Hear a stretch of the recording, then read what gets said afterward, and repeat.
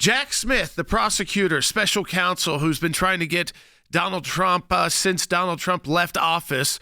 Remember, he's this guy. He's very good at getting maybe initial convictions and dirtying politicians up and then getting reversed on appeal.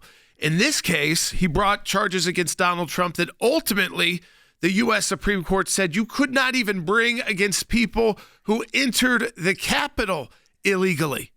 So even those who trespassed, even those who did knowingly break law, could not be charged with these crimes of obstructing Congress. Yet Jack Smith tries to put those two charges back in. So what we have is this filing document post the Supreme Court case that made that decision. And in this filing document, Jack Smith is saying, this is what I think I could still bring against Donald Trump. And so the judge reviews it. The Trump legal team will review it. They have 14 days to respond. And then after their response, guess who gets to respond again? Jack Smith, likely. And then the judge will make her decision. Our dad, Jay Sekulow, is joining us via phone right now. Dad, want to get your initial thoughts on this unsealing. Well, look, it's unprecedented, number one, because you have a Department of Justice policy that says, when you're getting within 60, 90 days of a general election or even an election generally, you don't try to put your thumb on the scale by, basically unleashing a document here in the form of a brief that eviscerates attempts to eviscerate one of the candidates for president of the United States. Here's the problem. I read the whole thing, Logan, last night, cover to cover, all 165 pages. It's nonsense. You can't be indicted for these things. This can't be a crime for a president. So that's the problem with all of this. And he's still stretching so desperately to try to make this case work that it's really a sign of desperation. Yeah, Dad, I want to go to first just the timeline, too, because so you've got last Thursday, September 26th, he files this under seal. He then on October 2nd files another legal brief that is unsealed, but October 10th is the Trump deadline to file objections.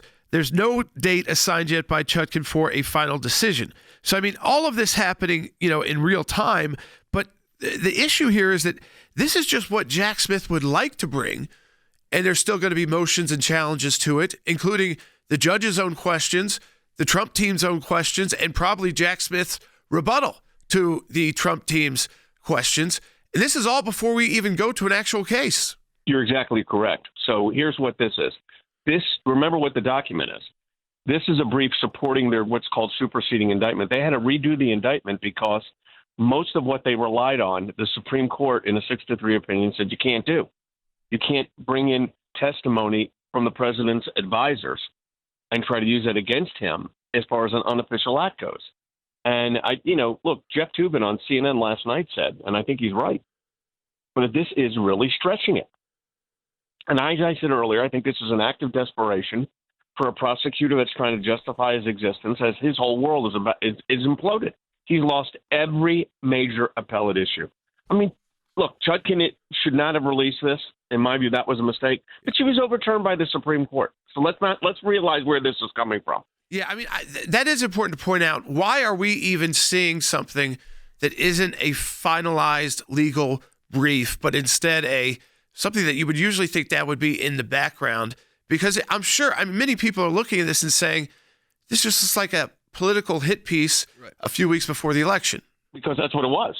And if you read it, the first 55 pages of it are reciting facts with all these, this lawyer said to this person that said to that person. It's like hearsay on hearsay. But, this is what people need to understand. They're not doing this as a civil case. They're doing this as a criminal case.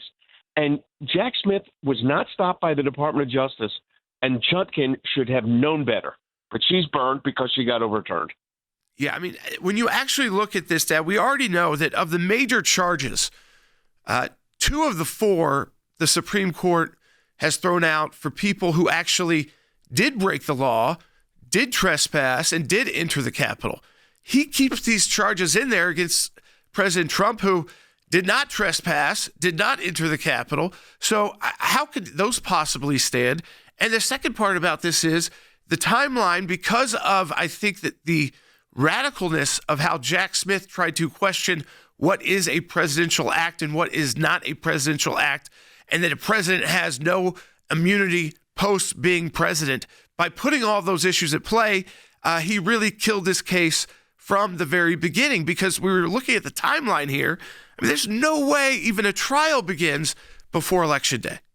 Of course not. And you said something very, very important, and it's very good analysis, and that's this. The idea, Jack Smith is a creature of his own demise. He's created his own problems. He's the one that brought in all of this evidence, or attempted to, involving people that the president actually worked with on a day-to-day basis. We all knew that had to be wrong. We've been saying we filed briefs, we said it was wrong, and the Supreme Court agreed with us. So then they try, instead of just dropping it, he can't resist, and he does it again, and this time it's so far-fetched. I don't even know if it gets – I don't know what Chutkin will do, but the Court of Appeals, they may even say, no, this is a bridge too far.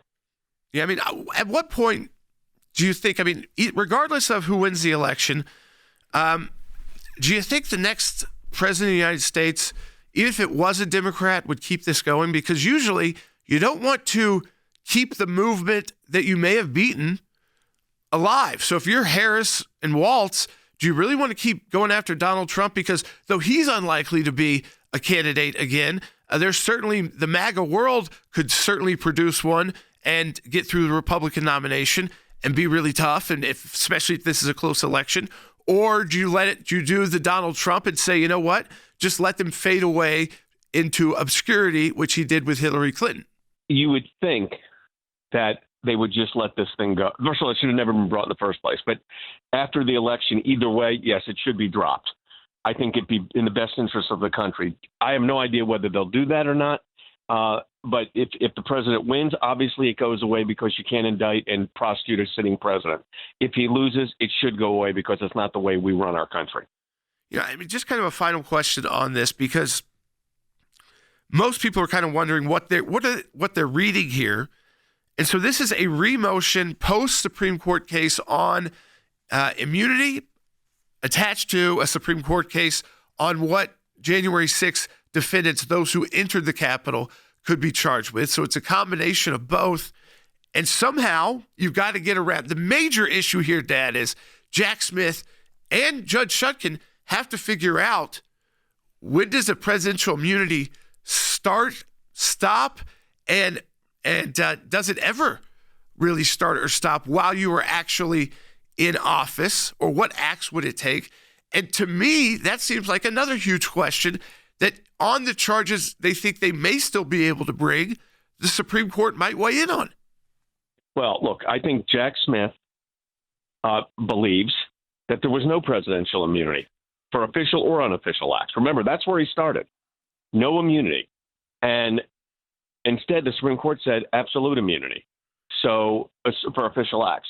So I think the reality is Jack Smith is, and you're right, there was the second case, the Fisher case, where the Supreme Court said, no, that January 6th law doesn't, that the indictment doesn't work for that kind of action. It has to be destruction of evidence and so forth.